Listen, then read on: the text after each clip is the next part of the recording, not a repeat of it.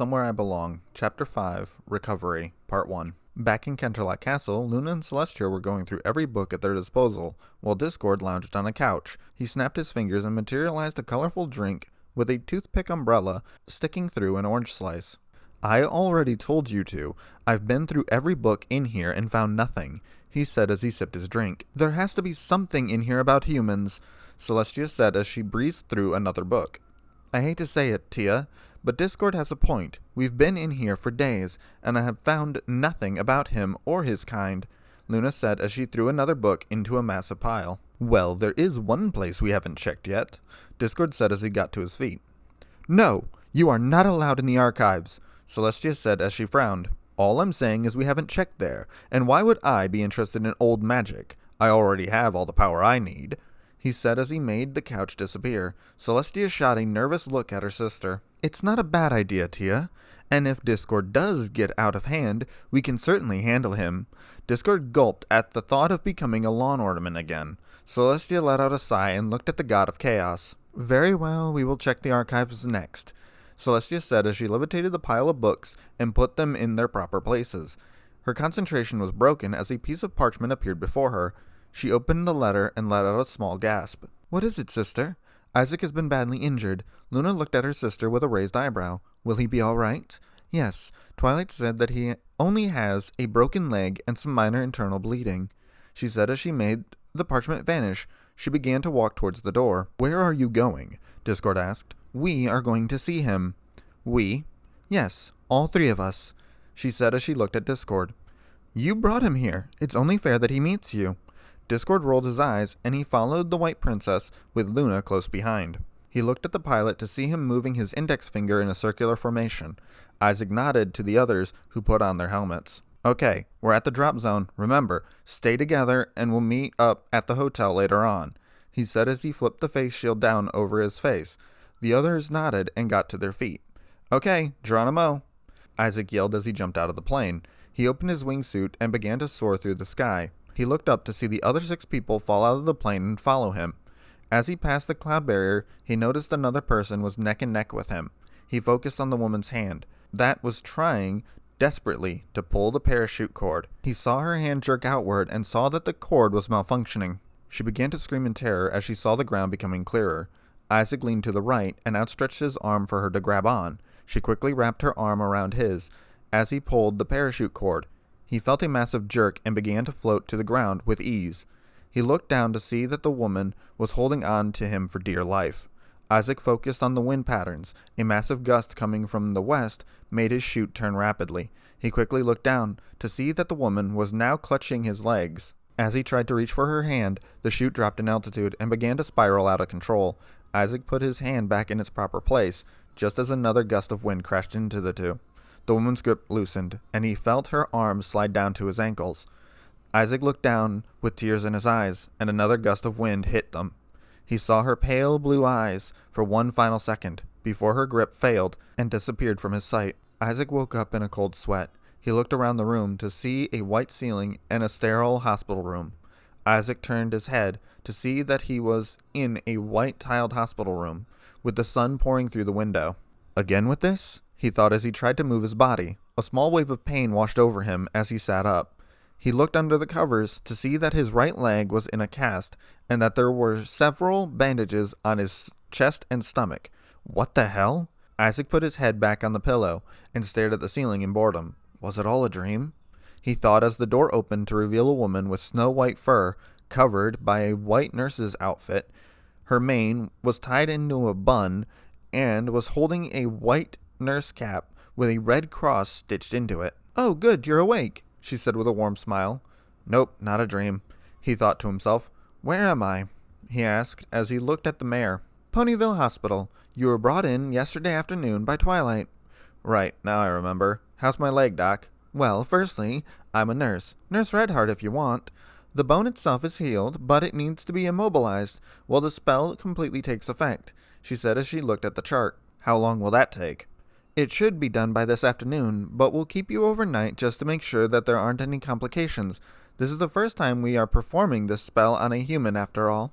Sounds reasonable, he said as he let out a sigh. You have some visitors waiting in the lobby if you feel like having company.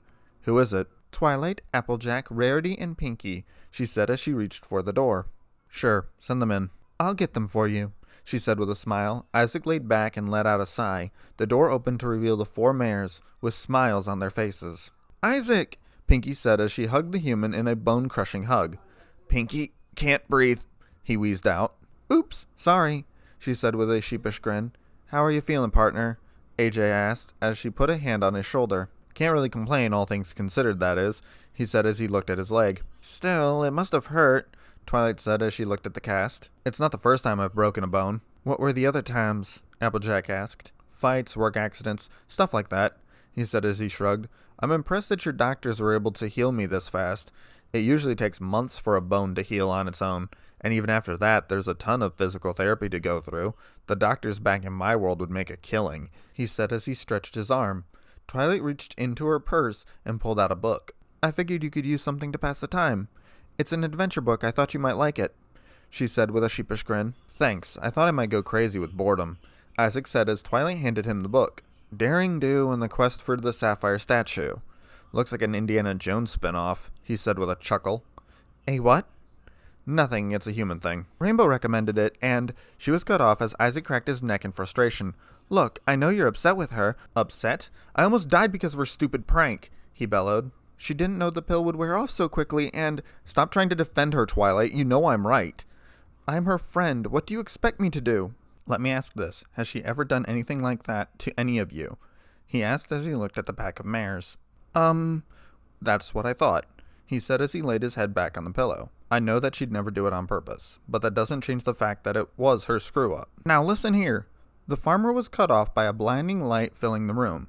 Isaac looked to see Princess Celestia, a younger and darker-looking mare with wings and a horn, and a creature that looked like it was created by jamming a bunch of different animal parts together. The mares quickly bowed their heads to the royal sisters. Hello, everyone, she said with a warm smile. How are you feeling, Isaac? I've been better, he said as he looked at his leg. Who are they? He asked as he looked at the 2 strangers. This is my younger sister, Princess Luna, she said as she looked at the blue alicorn.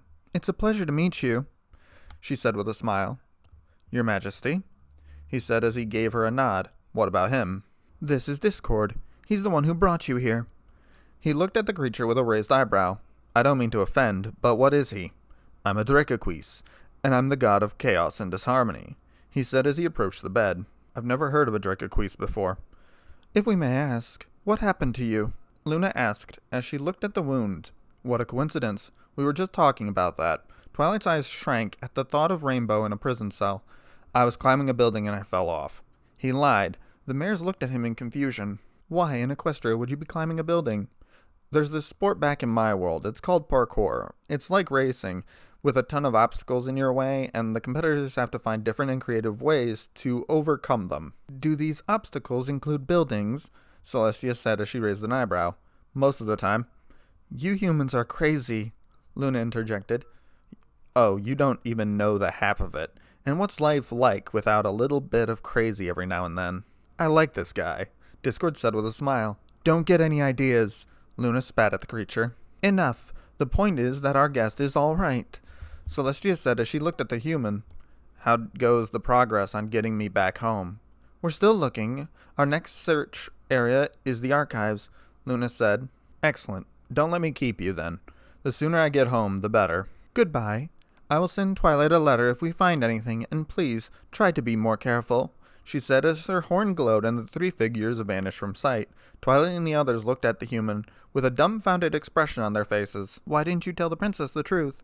Twilight asked as she walked over to the bed. Look, I have no idea how your judicial system works. Rainbow may have injured me, but she doesn't deserve to be executed or thrown in prison or whatever you guys do to ponies that hurt other ponies. She didn't mean to, Applejack yelled. I know, but it was her fault that I was put in that predicament. Will you ever forgive her? Pinky asked. We'll see, he said in a stagnant tone. So you're that eager to leave, are you? Rarity said in a snooty tone. Look, I belong in my dimension, you belong in yours. Simple as that. That doesn't mean you have to hurry back. I prefer to leave before certain individuals become attached to me. Like who? I don't know. Besides, the sooner I'm out of your hair, the sooner you can all go back to living normal lives, he said as he grabbed the crutches by his bedside and propped himself up on them. Trust me, the less humanity interacts with this world, the better. Why? We're a violent race. You don't seem that bad, Pinky said with a raised eyebrow. That's because you don't know much about the human race. Like what? Well, I've killed animals. The ponies cringed back in fear. Why? Food. Humans are carnivores, but I saw you eat an entire salad the other day. Rarity chimed in. Most humans are omnivores. What the hay is that? Applejack asked in confusion. An omnivore is a creature that can eat both meat and vegetables, Twilight added. Exactly, and while I don't mind fruit and vegetables, meat holds protein that humans need to survive, and it tastes good. Have you ever eaten pony meat? Pinky asked as her teeth were chattering in fear. No, and I don't plan to. Most of the meat I've eaten comes from cows, goats, pigs, and fish. The ponies let out a half sigh. Sorry I didn't tell you sooner, but as the only omnivore in a vegetarian society, I thought it might be considered a crime to eat meat. There's no law against it, but there's no one around here who eats meat. We'd have to talk to a griffin about that, Twilight said. There are griffins here? Yes, but most of them live far away from here. Oh well, can't be helped, I suppose, he said as he sat back on the bed. The door opened to reveal the same nurse as before. Hello. I'm sorry to bother you, but I need to give you a physical, she said as she withdrew a stethoscope. Fine by me. We'll see you later, Isaac. I need to get back to the library, Twilight said as she left the book on the table. Cool, say hi to Vinyl and Ditzy for me, he said with a wave. I'll throw you a get-well party when you get out, Pinky said with a smile. Just keep it small, Pinky. I'm in no condition for a big party. Okie dokie, Loki, she said as she gave him a hug. Sorry I cut up your shirt, Rarity. It's perfectly all right, darling. I'll whip up some new ones in a jiffy. If you have the time, then I'd appreciate it, Rarity, he said with a smile. Of course, darling, she said with a smile. Applejack approached him and whispered to him, I'll see if I can sneak you some apples in here. The hospital food ain't that good, she said with a grin. Thanks, he said as she gave him a quick hug. The ponies began to leave the room as the nurse untied his hospital gown. Out of the corner of her eye, Twilight noticed a small circular scar on his right shoulder and a larger scar on his left. She dismissed the thought as she followed her other three friends. The nurse put the cold stethoscope onto the human's back, sending a shiver up his spine.